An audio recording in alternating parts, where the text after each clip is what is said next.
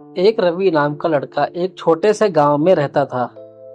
वह बहुत ज्यादा गरीब था, जिसका मुख्य कारण था कि रवि के पिता का कुछ समय पहले एक एक्सीडेंट हो गया था, जिसमें ज्यादा घायल होने के कारण रवि के पिता के दोनों कंधे कार्य करने में सक्षम है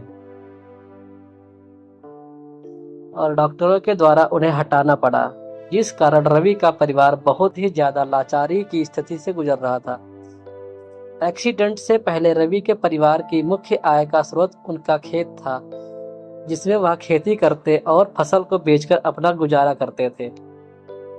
परंतु वह खेती बहुत ज्यादा कम थी, जिस कारण उन्हें कभी भी किसी प्रकार का सुख नहीं मिल पाया।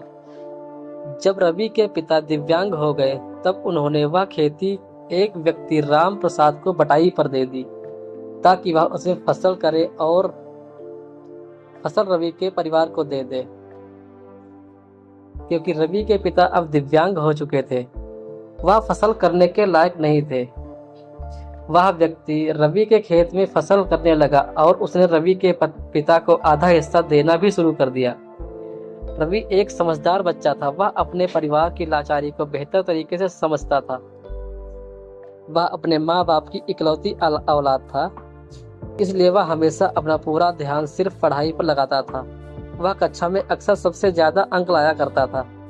परंतु रवि अपनी कक्षा में सबसे ज्यादा गरीब था, इसलिए उससे ईर्ष्या करने वाले बच्चे उसे चिढ़ाने के लिए कहा करते थे कि रवि, तूने कल रात को खाना खाया था या नहीं। रवि को यह बात दिल में सुई की तरह चुभती थी, क्योंकि यह बात सच थी कि रवि का परिवार गरीबी और लाचारी से गुजर रहा है। परंतु रवि को यह सोचकर दुख होता था कि समाज भी उसकी लाचारी का मजाक उड़ा रहा है, सिर्फ इसलिए कि वह पढ़ने में अच्छा है और सभी को शिक्षा में पीछे छोड़ देता है। जब रवि के पिता दिव्यांग हो गए, तब रवि को अक्सर बच्चे कहा करते थे कि दिव्यांग का बेटा। यह बात रवि को कभी कभार इतनी ज्यादा बुरी लगती थी कि वह अकेले में जाकर रोने लगता था। वह अपनी कक्षा में किसी को कुछ नहीं बोलता था और किसी से बात नहीं करता था। वह सिर्फ अपनी पढ़ाई से मतलब रखता था। उसके शिक्षिका रवि को हमेशा शिक्षा के लिए प्रेरित किया करती थी, क्योंकि वह अच्छा विद्यार्थी था। एक बार रवि स्कूल से घर की तरफ जा रहा था कुछ बच्चे उसके पास आए, जो कि उसकी काबिलियत से ईर्ष्या करते थे। उन्होंने उसके स्कूल बैग को छीनकर नाले में फेंक दिया। रवि तेजी से नाले की तरफ भागा और बैग को पकड़ने के लिए नाले में कूद गया, जिससे उसे काफी चोट आई। रवि जब अपने स्कूल बैग को नाले से निकालने का प्रयास कर रहा था, तब सभी बच्चे उसका मजाक बना रहे थे। रवि यह बात समझ चुका था कि उसके अपमान की मुख्य वजह उसकी लाचारी और गरीबी है, इसलिए उसने किसी से कुछ नहीं कहा और कीचड़ में सना हुआ रोते हुए अपने घर पहुंचा।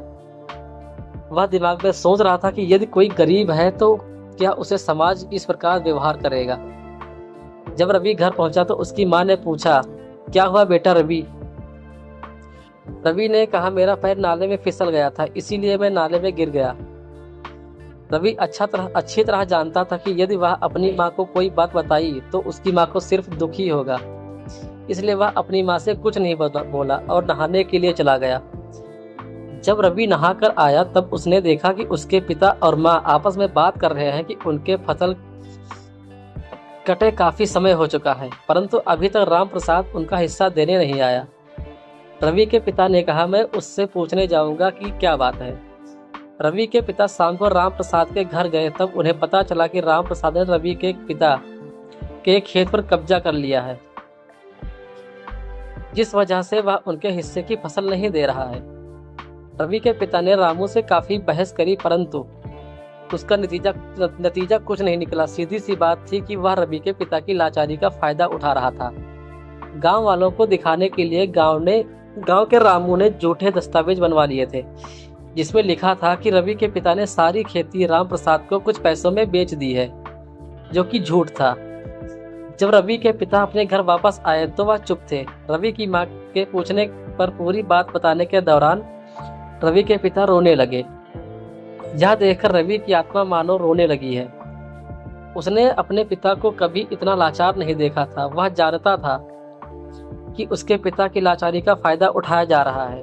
रवि समझदार बच्चा था, उसने अगले दिन अपनी शिक्षिका की सहायता से पुलिस को बुलाया, परंतु राम प्रसाद ने पुलिस को वह झूठे दस्तावेज दिखा दिया, इसलिए पुलिस कुछ नहीं कर पाई और वहां से चली गई। इतना सहने के बाद रवि पर मानो पहाड़ टूट पड़ा था। वह लाचार हो चुका था। वह अपने पिता की लाचारी को महसूस करके मन ही मन में रो रहा था। वह जानता था कि उनके साथ धोखा हुआ है, परंतु वह कुछ नहीं कर पा रहा था। वह बेचैनी उसे सोने नहीं दे रही थी। जब काफी दिन बीत गए तब रवि स्कूल गया। रवि की शिक्षिका अच्छी तरह समझ सकती थी कि एक लाचार पिता की लाचारी का समाज ने किस प्रकार मजाक बनाया है और उनके साथ धोखा किया। शिक्षिका ने रवि को समझाया कि जो हुआ उसे जाने दो। अब तुम यह बात अच्छी तरह समझ लो कि तुम अगर शिक्षित होकर अच्छे इंसान बने तो तुम इन सभी का सुधार सकते हो। रवि को यह बात समझ में आ गई और रवि की शिक्षिका ने रवि से कहा कि तुम IAS ऑफिसर बनो। तुम्हारा यह पद देख तुम्हें ईर्ष्या करने वाले सभी लोग अपने आप सुधर जाएंगे और तुम्हें सम्मान देंगे। इस प्रकार तुम अपने माता पिता के हुए अपमान का बदला ले सकते हो।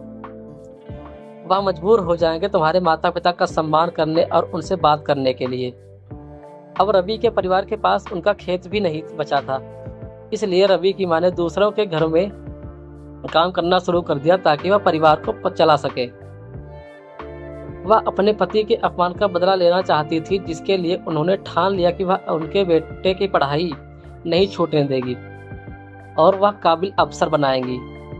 रवि ने IAS ऑफिसर बनने के लिए रात भर पढ़ाई करनी शुरू कर दी। उसने 12वीं में पूरे गांव के सभी बच्चों से अच्छे अंक लाया और वह आगे की पढ़ाई करने के लिए शहर चला गया। रवि की मां इतना ज्यादा नहीं कमा पाती थी कि वह शहर में रवि की पढ़ाई का खर्चा उठा पाए, इसलिए रवि शहर में सुबह 4 बजे उठकर न्यूज़पेपर बेचने जाया करता था, जिसके बाद वह सुबह पढ़ने भी जाया करता था।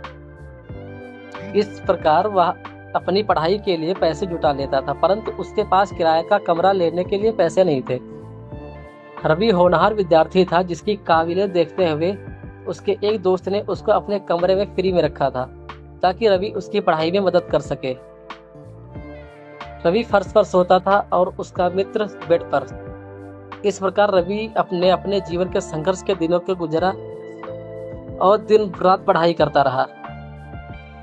करीबन 5 साल तक लगातार शहर में IAS ऑफिसर की तैयारी करने के बाद एक वक्त ऐसा आया जब वह IAS अफसर बन गया और उसे उसी गांव के जिले में नौकरी के लिए भेजा गया, क्योंकि रवि चाहता था कि उसे उसी गांव के पास भेजा जाए।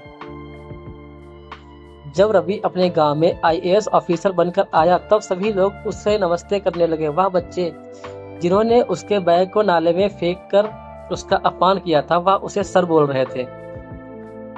रवि समझ गया था कि लोग इंसान की इज्जत नहीं करते, सिर्फ कामयाबी की करते हैं। रवि ने राम प्रसाद को बुलाया और कहा कि उस जमीन के कागज दिखाओ जिसे तुमने अपना बताकर मेरे पिता का पूरे गांव में अपमान करवाया था। जब राम प्रसाद वह कागजात लेकर आया तब IAS ऑफिसर रवि ने उन कागजों की पहचान कर ली कि वह फर्जी है। रवि समझ गया था कि राम प्रसाद ने पुलिस वालों को पैसे दिए थे, जिस कारण पुलिस ने रवि के पिता की सहायता नहीं करी थी। रवि ने वह जमीन का केस कोर्ट में डाला, जिसमें कोर्ट ने निष्पक्ष फैसला किया और रवि के पिता के नाम वह जमीन दोबारा हो गई। यहाँ पर बात सिर्फ जमीन की नहीं, यहाँ बात अपमान की है, जिसका बदला रवि ने IAS ऑफिसर बनकर लिया।